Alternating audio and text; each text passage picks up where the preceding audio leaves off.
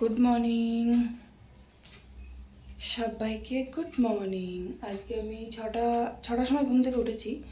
এবার হচ্ছে যে আমাদের মাঠে না আজকে ধান ঝাড়া হচ্ছে, লোকজন খাবে, 5 জন খাবে, তো তার জন্য তাড়াতাড়ি উঠে পড়েছি। আর বড় ছেলে স্কুল আছে, ওর বাবা তো মাঠে গেছে, দিয়ে আসতে পারবে না। দেখি ওর পিসা যদি নিয়ে যেতে পারে, মানে আমার নন্দায় যদি নিয়ে যায় তাহলে আমাকে যেতে হবে না। তারপরে আবার রান্নার চাপ আছে, মা আছে একা, ছোট আছে আমার ছোটোটা, আবার বাবাকে খাওয়ানো টাওয়ানো। এখন বাজে 6:35, তাড়াতাড়ি উঠে পড়েছি, অনেকক্ষণ আগেই উঠেছি। তো আবার কাজগুলো সেরে নেবো, বড় ছেলের টিফিন বানাবো, দিয়ে তাড়াতাড়ি রান্না করতে হবে, কারণ 5 জন খাবে, মাংস হবে, অনেকগুলো রান্না হবে, ভাত টাতগুলো আবার মাঠে দিয়ে আসবে, প্রচুর কাজের চাপ।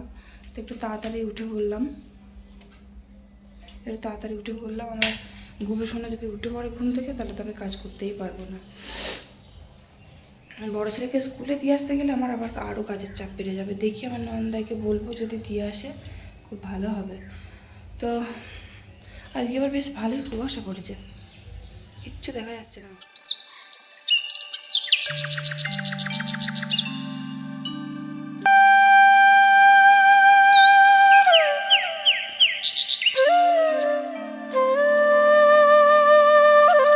আগে তো আমাদের মাঠে আরও বেশি করে লোকজন খেত, যেমন 7 জন, 8 জন, 9 জন এরম করে জন লাগতো। আর আমাদের তো অনেকগুলো জমি, এবার অনেকগুলোতেই ধান চাষ করতো, সব একদিনে ঝাড়া টাড়া হতো, তার জন্য লোকজন বেশি খেত।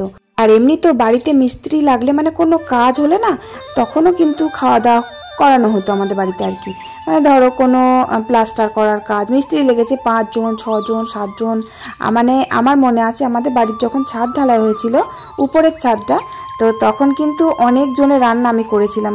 মানে তখনই ফার্স্ট টাইম আমি শ্বশুর বাড়িতে অনেক জনের রান্না করেছিলাম, মানে 10 কেজি মাংস তখন আমি রান্না করেছিলাম। আর এমনিতে বাড়িতে তো রান্না শিখেই এসেছিলাম, তো রান্নাটা আমি জানতাম। তো এবার অতজনের রান্না, তখন অনেক বড় একটা কড়াই, মানে 2বার করে রান্না করতে হয়েছিল। এবার 10 কেজি মাংস তো, তাই অত বড় কড়াই হলেও 10 কেজি মাংস আলু টালু দিয়ে না হচ্ছিল না, তাই জন্য ওই মাংসটা 2বার করে করেছিলাম, 5 কেজি করে। তো যাই হোক, আমি রান্না করতে ভালোবাসি, মোটামুটি রান্না করতে আমার মানে খারাপ লাগে না। দেখোই তো তোমরা কত রান্না বান্না করি, তবুও কিছু বলি না, এত রান্না করতে দেয়। মাঝে মাঝে একটু বিরক্তও লাগে, এবার যতই ভালোবাসি না কেন রান্না করতে, মাঝে মাঝে ভালোও লাগে না আবার করতে, শরীর সবসময় তো ভালো থাকে না। তো সে যাই হোক, তারপর এই যে সকাল সকাল তো ঘুম থেকে উঠেই পড়েছি বললাম। আর ঘুম থেকে উঠে দেখি প্রচণ্ড কুয়াশা পড়েছে, মানে বাড়ির সামনের যে পুকুরটা পর্যন্ত দেখা যাচ্ছে না, এত কুয়াশা পড়েছে। আর আমার বর দেখছি ভোরবেলা উঠে পড়েছে। আমার গুবলুসোনা উঠে কান্না করছিল, আমি ঘুম থেকে উঠে দেখি ভাবলাম যে হয়তো সকাল হয়ে গেছে। ও বাবা, উঠে দেখছি আমার বর সমস্ত ঘর বারান্দার লাইটগুলো জ্বেলে এদিক থেকে ওদিক পায়চারি করছে। মানে ঘুমটা আর কি 3:30 সময় ভেঙে গেছে। এবার মাঠে যেতে হবে 4:30, মানে 1 ঘন্টা আগে ঘুম ভেঙে গেছে। তারপরে দেখছি যদি ঘুমিয়ে পড়ি, তাহলে যদি ঘুম না আসার, আমি তো 1 নম্বরের ঘুম কাতুরে, আমাকেই ডেকে দিতে হয়, আবার ওকে আমি ডেকে দেবো, সে তো মানে আলাদাই ব্যাপার। তাই জন্য আর ঘুমোইনি ভোরবেলা। তখন মুখ টুক ধুয়ে, এবার ধরো আমার বর তো সকালবেলা ভোরবেলা ঘুম থেকে ওঠেই প্রত্যেক দিন। এবার অত ভোরে তো ওঠে না, যেহেতু মাঠে ধান কাটা হবে, তো ধান কাটা হয়ে গেছে, ধান ঝাড়াই হবে আর কি। মেশিন আছে আমাদের নিজেদেরই আর কি, ধান ঝাড়াই করা মেশিন আছে। তো সে মেশিনটা মাঠে নিয়ে যাবে, আর লোকজন আর কি একসাথে সবাই মিলে কেউ ঝাড়বে, কেউ কুটিগুলো আলাদা করবে। তো যাই হোক, সেই সব করবে। এমনিতে তো আমার বরমশাই মাঠে যায় ভোরবেলা, এবার আজকে তো আর মাঠে যাবেই, তার জন্য অনেক ভোরে উঠে বাড়িতেই দাঁত টাত মেজে চাটা খেয়ে নিয়েছে। আমি আবার বরকে বলছি যে তুমি তো মাঠে চলে যাবে ধান ঝাড়তে, তাহলে আমাকে ঘুম থেকে কে তোলাবে? কারণ আমাকে ওই না ডেকে দিলে ঘুম আমার ভাঙেই না। যখন দোকানে যায় তখন আমাকে ডেকে দিয়ে যায়। সত্যি করে এক একদিন এত দেরি হয়ে যায়, তার উপরে বড় ছেলে স্কুল আছে। তো ভোরবেলা তখন আমায় বললো যে তাহলে আমি মাঠে গিয়ে ঠিক তোমাকে টাইম মতো 6টার সময় আমি ফোন করে দেবো। তো আমি ঘুমিয়ে গেছিলাম, সত্যি করে আমার শান ছিল না, তবে ফোনটা পেয়েই আমি মানে উঠতে পেরেছি, মানে ফোনের আওয়াজে ঘুমটা ভেঙে গেছে, তো তার জন্য আমি উঠতে পেরেছি। তা না হলে যে কটায় উঠতাম তার ঠিক নেই। তো ঘুম থেকে উঠে সমস্ত কাজ সেরে নিয়েছি। আর বড় ছেলেকে টিফিনে ছোলা সিদ্ধ, যেমন ছোলা সিদ্ধ খেতে ভালোবাসে, ওই ছোলা সিদ্ধটাই বসিয়ে দিচ্ছি। আর ওদিকে আমার গুবলুসোনা কিন্তু কাজ করতে করতে তখন উঠে পড়েছিল, উঠে পড়ে খুব কান্না করছিল। মানে সবে আমি ঘরটা ঝাড় দিয়েছি আর তখনই ঘুম থেকে উঠে পড়েছে। আমি দেখছি অত তাড়াতাড়ি ঘুম থেকে উঠে পড়লে আমাকে তো কাজ করতেই দেবে না, আবার তাড়াতাড়ি ঘুমিয়েও যাবে। তাই জন্য ওকে ভুলিয়ে ভালিয়ে ঘুমটা পাড়িয়ে দিয়ে এলাম। তারপর আমার গুবলু সোনা ঘুমোতে ঘুমোতে আমার তো কাজ হয়েই গেছে। বড় ছেলেকে ঘুম থেকে ডেকে দিলাম, দিয়ে যে গুবলু সোনার দুধটা নিয়ে এসে ফুটিয়ে নিচ্ছি, আর ওই যে ছোলা সিদ্ধটা ওদিকে বসিয়ে দিয়েছি। আর বড় ছেলে সেই রুটি খেয়েই যাবে, রুটি খেতে পছন্দ করে, তো রুটিটাই বানিয়ে দেবো। একদিন ডিম দিয়ে খাচ্ছে, একদিন চা দিয়ে খাচ্ছে, এরকম করেই খায়। কারণ ভাত করে দিয়ে যেমন ভাত তেমনই পড়ে থাকে, একটা ভাতেও হাত দেয় না। ওর যে কি বাজে লাগে ভাত খেতে আমি সেটাই ভেবে পাই না। বলি একটা ডিম সেদ্ধ খা, ডিম সিদ্ধ খাবে না, ডিম ভাজা করে দিতে হবে। তো কালকে ভেজে দিয়েছিলাম ডিম, আজকে আর বলছে ডিম আমি খাবো না, আজকে আমাকে রুটির বদলে পরোটা বানিয়ে দাও, চা দিয়ে খেয়ে যাব। তো যে হুকুম যেটা বলবে সেটাই বানিয়ে দিতে হবে, তা না হলে না খেয়েই চলে যাবে স্কুলে। মানে খাবার নিয়ে প্রচুর ঝামেলা হয় আমার ওই বড় ছেলেকে নিয়ে, তাই জন্য আমি আর কিছু বলি না, আমি ওই যা চাই সেটাই বানিয়ে দিয়ে ওকে স্কুলে পাঠিয়ে দিই। আর আজকে ওই যে বললাম আমার স্কুলে দিয়ে আসা সম্ভব হবে না, কারণ রান্না বান্না আছে, মাঠে মা একা পারবে না। আর তবুও কিন্তু মা অনেক সকাল সকাল ভাতটা বসিয়ে দিয়েছে, আমি এই যে নিচে যাব তারপরে রান্না করব, মানে ভাত প্রায় হয়েই গেছে হয়তো এতক্ষণে। আর আমি এই যে গুবলুকে খাওয়াবো, এই যে আমার বড় ছেলেকে সব খাবার রেডি করে দিয়ে ওর খাবার দিয়ে তারপরে আমি নিচে যাব। আর আমার ওই নন্দাইকেই ফোন করে দিলাম যে ওকে স্কুলে দিয়ে আসার জন্য, ওই দিয়ে আসবে। ও দিয়ে আসে মাঝে মাঝে, যখন আমার বর বাড়িতে থাকে না, মাঠে যায়, কোনো কাজ করে, তখন ওই দিয়ে আসে। হ্যাঁ হয়ে গেছে।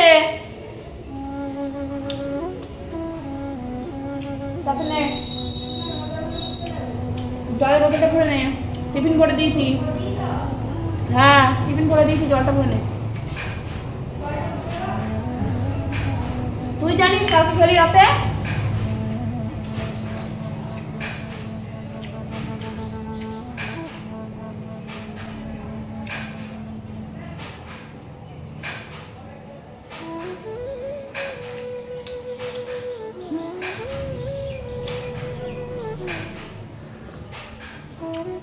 কি রাগ হয়েছে? কি রাগ হয়েছে? আর আমার নন্দায় যদি না যেতে পারতো তাহলে আমাকেই যেতে হতো, কিছু করার ছিল না। কিন্তু আমি স্কুল অবধি যেতাম না, ওই যে যেমন অটোতে চাপিয়ে দিয়েছিলাম সেই রকম ওকে অটোতে চাপিয়েই দিতাম, কারণ অত দূর শুধু শুধু গিয়ে আর কি করবো, যেহেতু রাস্তার ধারে স্কুল, তো তার জন্য আমি আর স্কুল অবধি যেতাম না। তো যাই হোক, ওর ভালোই হলো, ওকে ওর পিসা দিয়ে আসলো স্কুলে। তারপর আমি নিচে এলাম, নিচে এসে দেখি মা ভাত নামিয়ে দিয়েছে অলরেডি, কারণ ভাত টাইম মতো না হয়ে গেলে আমি তরকারিটা করতে পারবো না। আর এদিকে মাঠে নিয়ে যাবে ভাত, 5 জনের ভাত নিয়ে যাবে, কিন্তু 10টার মধ্যে খাবার রেডি করে দিতে হবে। কোনো বালতি করে বা গামলা করে ভাত একদম পুরো ঠিকঠাক করে দিয়ে তরকারি দিয়ে একদম পাঠিয়ে দেবো, ওই দেওরকে দিয়েই পাঠিয়ে দেবো। তা না হলে আমার জেঠু শ্বশুর তো যায় মাঠে, তো জেঠু শ্বশুরকে দিয়েই পাঠিয়ে দেবো। আর ভেবেছিলাম 2-3 রকমের তরকারি করে দেব, কিন্তু আমার বর বলল তাড়াতাড়ি 10টার মধ্যে এক তরকারি ভাত রান্না করে দেবে, মানে মাংসর ঝোল ভাত, ব্যাস আর কিচ্ছু না। আর একটু আলু ভাতে বেশি করে দিয়ে দিয়েছি, আলু সিদ্ধ দেওয়া হবে আর এই মাংসর ঝোল ভাত। মানে যখনই মাঠে খেত আগে তখন কিন্তু আমি একটা এক্সট্রা তরকারি করে দিতাম, কিন্তু এখন আর টাইম হয়ে ওঠে না। যে যেমন পালং শাকের সময় একটু পালং শাক করে দিলাম, তারপরে মাংসর ঝোল, আর বা বাঁধাকপি করে দিলাম, তারপরে মাংসর ঝোল, এরকম মানে একটা চচ্চড়ি বা ভাজা আর একটু ডাল, তারপরে মাংস তো থাকেই, মাংস তো দিতেই হয়। তো যাই হোক, সেসব আর হলো না, আজকে মাংসর ঝোলই করে দিচ্ছি। আর যদি টাইমটা পেতাম হাতে তাহলে 2-4টে পদ না হয় করে দিতাম। আর ঠিক 10টার সময় আমার বরমশাই ফোন করে বলছে তাড়াতাড়ি খাবারটা পাঠিয়ে দাও, কাজ হয়ে গেছে, এবার ভাত খেতে দেবো আর কি। এবার সবাই খাবে, কাজ হয়ে গেছে। তো তাড়াতাড়ি করে আমি ওই যে কলার পাতা কিছুটা কেটে দিলাম, মানে 4-5টা কলার পাতা কেটে দিলাম। আমাদের শোলার পাতা আছে, কারণ আমাদের বাড়িতে মাঝে সাঝে জন্মদিন এটা ওটা অনুষ্ঠান হয়, তো তার জন্য শোলার পাতা বেশি করে আনা থাকে। কিন্তু এই কাজের সময় কোথায় যে আছে খুঁজে আমি আর পাচ্ছি না, তো তাই জন্য কলার পাতাগুলোই কেটে দিলাম। আর আলু সিদ্ধ দিয়ে দিয়েছি 5 জনের, মানে আমার বরমশাইকে নিয়েই আর কি 5 জন, মানে 4 জন জন লেগেছে, 4 জন মনীষ লেগেছে, আর আমার বরকে নিয়ে 5 জন। তো তাড়াতাড়ি করে টিফিন করতে মাংস তুলে দিলাম। আর ওদিকে আমার শাশুড়ি মা ভাত বেড়ে দিয়েছে, একটা ছোট্ট মতো স্টিলের বালতি আছে, ওর মধ্যে মা ভাত দিয়ে দিয়েছে, আর একটা ছোট্ট থালার মধ্যে আলু সিদ্ধটা দিয়ে দিয়েছে। ওর ওপর একটা ঢাকনা বলতে একটা ছোট থালা সেট করে দিয়ে আর কি ব্যাগে করে আমার জেঠু শ্বশুর নিয়ে যাবে। তো তাড়াতাড়ি করে মাংসটা দিয়ে দিলাম। আর আমার বর যখন ফোন করেছিল জানো তো, তখন না আমার মাংসটা কষা হচ্ছে, আমি বলিনি যে আমার মাংস এখনো রান্না হয়নি, কারণ প্রচন্ড রেগে যাবে, যেহেতু খিদে পেয়েছে। মাঠের কাজ মানে বুঝতেই পারছো কতটা খাটুনির কাজ, আর আমি যদি বলি মাংস রান্না হয়নি তাহলে কি বকাই না খাবো আমি। তারপর তো মা তো আগে ভাতটা বসিয়ে দিয়েছিল, তাই মা তো এমনি তো খুব তাড়াতাড়ি ভাত বসিয়ে দেয়। তো তারপর আমি নিচে এসে মাংসটা ঝটাপট করে আর কি খাবারটা পাঠিয়ে দিলাম জেঠুকে দিয়ে। তারপর মাংস তো আজকে আবার বৃহস্পতিবার, আজকে আবার মা আঁশ খাবে না, ভাতটা হয়ে গেছিলো, মা ও ঘরে নিয়ে চলে গেছে আর কি।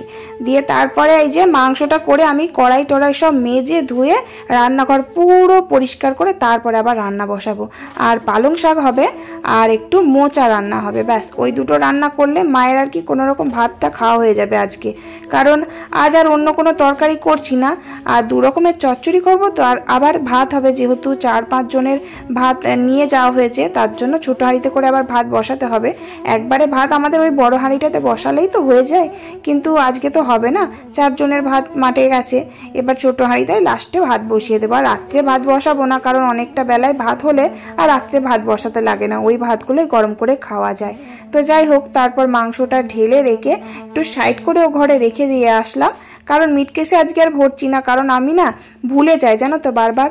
ওই বৃহস্পতিবারের দিন তো মা নিরামিষ খায়, এবার যদি কোনোভাবে মাছ টাছ থেকে গেল বা নিয়ে আসলো, যদি রান্না করে ফেলি তাহলে মিটকেশের উপরের তাকটায় আঁশের জিনিস থাকে আর নিচেরটায় নিরামিষ জিনিস থাকে, ওইভাবে রাখলে না আমি ভুলে যাই, কোন সময় যে হাতটা দিয়ে ফেলবো আমার মনে থাকে না। সেই জন্য আমি বৃহস্পতিবারটা একদম আঁশ না করলেই ভালো হয়। মানে আমি মাকে বলি যে, মা আবার বলে যে তোমরা খেতে পারো না নিরামিষ, তাহলে ডিম নিয়ে আসো বা মাছটা নিয়ে এসে রান্না করো। আমি বলি না, আমার নিজেরই মনে থাকে না, এক জায়গায় সব আঁশ ঠেকাঠেকি করে ফেলি, দিয়ে আপনি খেতে পাবেন না। তখন একবার হয়েছিল ওরকম, আমার খুব ভুলো মন। সেই জন্য বলি যে মাকে, না বৃহস্পতিবারের দিন নিরামিষ হবে, যখন নিরামিষই হবে পুরোটাই, একদিন নিরামিষ খেলেই কিছু হয় না। সত্যি বলতে আমরা নিরামিষ একদমই খেতে পারি না, তো যেদিন নিরামিষ রান্না হয় সেদিন আর ভাত ওঠে না। তো যাই হোক, তারপর মা ওদিকে মোচাটা উনুনে ছোট কড়াইয়ে, যেমন ছোট কড়াইয়ে রোজ রান্না করি, এই কড়াইটাতে মা মোচাটা সিদ্ধ করতে দিয়েছে। আর আমি এই যে বাসনগুলো সব ধুয়ে নিচ্ছি, যেগুলো আর কি হয়েছিল, আর কড়াইটাও মেজে ধুয়ে নিলাম।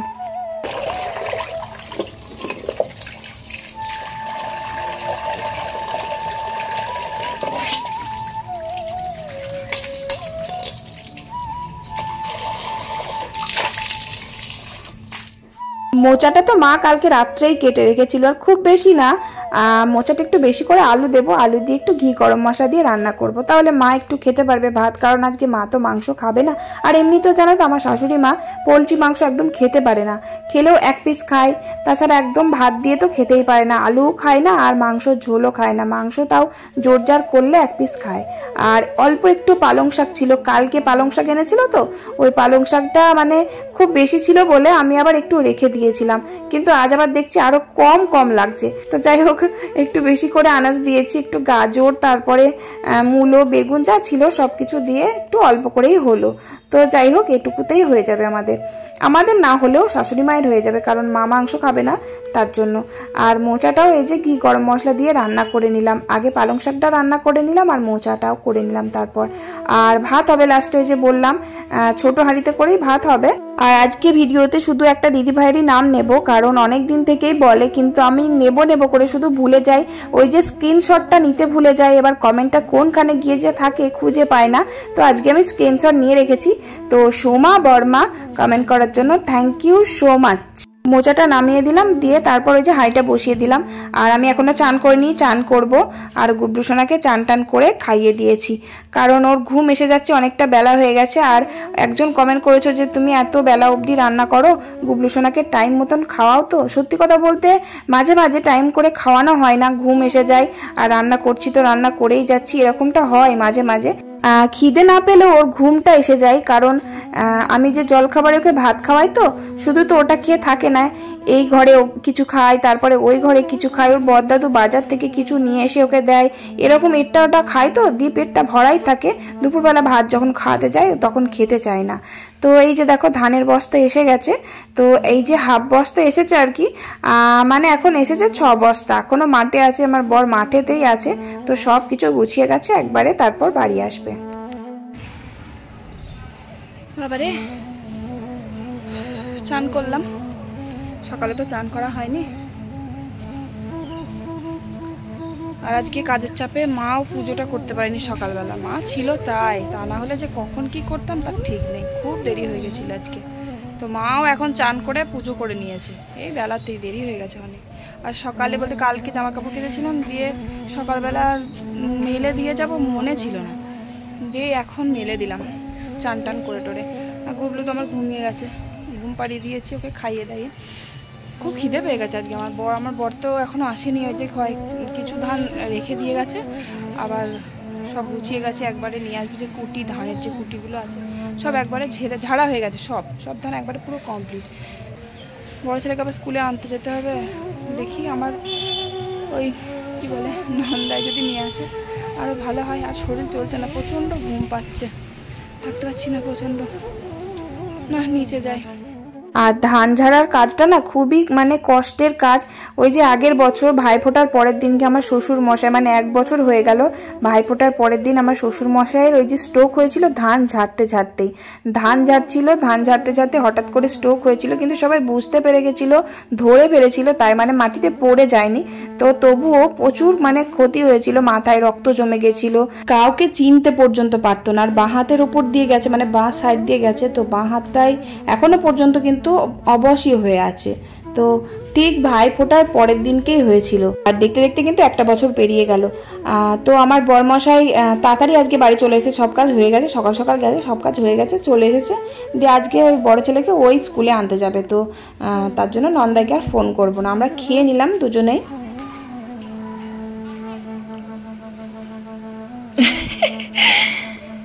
ভালোই টেরা করতে পারিস, তো আমি তো পারি না করতে। পাকামো না করে তাদের খেয়ে বাসন দেবো, সব তোর বন্ধুগুলো দেখে নেবে, দেখবি। এগুলো কি করছো তুমি? দাদুর সাথে কথা বলছো? কই দাদু? তো আমার বড় ছেলেকে আমার বরমশাই গিয়ে নিয়ে এসেছে। আর সারাদিন মাঠে খাটাখাটনি হয়েছিল, তো মুখটা একদম খুব একটুখানি হয়ে গেছে, খাটাখাটনি হয়েছে। তারপরে এখনো পর্যন্ত গরমে পুরো হাঁপাতে এসেছে। আর প্রচণ্ড মানে মুখ শুকিয়ে গেছে, ভাত তো খেতেই পারিনি দুপুরবেলা। জল খাবারেও ভাত একটু কম হয়ে গেছিলো, মানে বুঝতে পারিনি। এবার বালতিতে করে দিয়েছিলাম, তো এবার সামনে বসে যদি খাওয়ানো হয় তাতে না বোঝা যায় যে মানুষ কতটা খাবে না খাবে। এবার মেপে মাপ যোগ করে আর কি দেওয়া হয়েছে, তার জন্য ভাত দুটো কম হয়েছিল। তো যাই হোক, আমার বরমশাই দুটো কম ভাত খেয়েছিল। তো এবার দুপুরবেলা আর খেতে পারিনি, এসে বেশি খাটাখাটনি করলে না শরীরে একটা হাঁপ ধরে, তো ওই হাঁপানিটাই মানে এত হচ্ছিল যে ভাত খেতে পারিনি, দুপুরবেলাতেও খেতে পারিনি। তো যাই হোক, তারপরে আবার এই যে 4টের সময় বড় ছেলেকে স্কুল থেকে নিয়ে এসে দিয়ে আবার এই 4:30-র সময় আবার দোকানে চলে গেল। আমি বললাম আজকের দিনটা রেস্ট নিতে পারতে, কারণ খুব খাটাখাটনি হচ্ছে তো সকালবেলা থেকে, তো আজকে দোকান নাই খুলতে পারতে। তো বসে থাকলো না, বললো বসে থাকলে আরও যেন শরীর খারাপটা বেশি হবে, খাটাখাটনি করার পর শুয়ে থাকলে নাকি গা হাত পা আরও বেশি ব্যথা যন্ত্রণা শুরু হয়ে যাবে, কাল সকালে আরও কাজ করতে পারবো না। তাই জন্য আর দোকানে চলে গেল, বসে থাকেই না একদম। আর আমার বড় ছেলে ভাত খেতে তো 1 ঘন্টা লাগে, ওর খাওয়া হলো, তারপর আমি বাসন কোসনগুলো ধুয়ে ফেললাম। ওটা দিদি হয়, পিসি না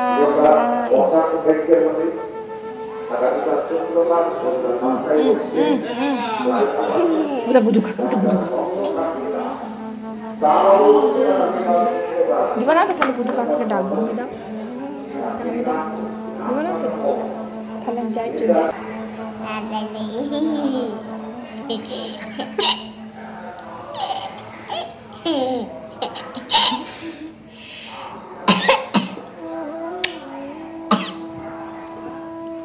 জল খাও।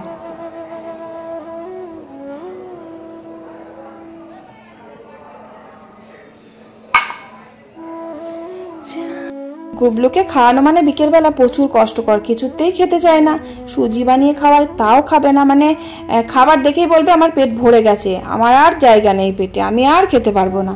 এত দুষ্টুমি হয়েছে না, সে কি বলবো, আর এত কথা হয়েছে, পাকা এত কথা বলে না, মনে হয় যেন কেউ শিখিয়ে দিয়েছে এত কথা বলবে। তো যাই হোক, তারপর আমি ওকে খাওয়ালাম, ভুলিয়ে ভালিয়ে খাইয়ে নিচে মার কাছে দিয়ে আসলাম। আর এখন তো সন্ধে লেগে গেছে, আমি সন্ধেটা দিয়ে দিলাম। গুবলু হঠাৎ করে বাবার সাথে খেলা করছিল, খেলা করতে করতে জানলার উপরে যে পাথরগুলো আছে না, ওই পাথরে লেগে একদম হাঁটুতে পুরো রক্ত জমে গেছিল। এত কান্না, সে বরফ দিয়ে দিয়ে তারপর কমে। তা এত কান্না করছিল, তো ওই যে ওর দাদা আবার ওকে কার্টুন দেখাচ্ছে কম্পিউটারে।